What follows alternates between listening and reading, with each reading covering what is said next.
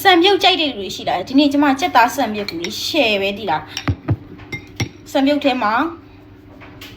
ငရုတ်ကောင်းပြီးလို့ရှိရင်တော့စက်တော်နီကြော်လေးပေါ့နော်စက်တော်နီ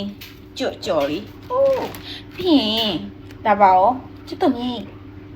ဟိုးရှယ်ပဲ You want some porridge with your pepper? Taste. Mix it up.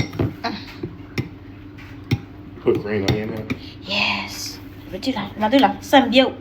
အရှင်ကြိုက်တယ်စံပြုတ်ဆိုအရင်ကြိုက် It is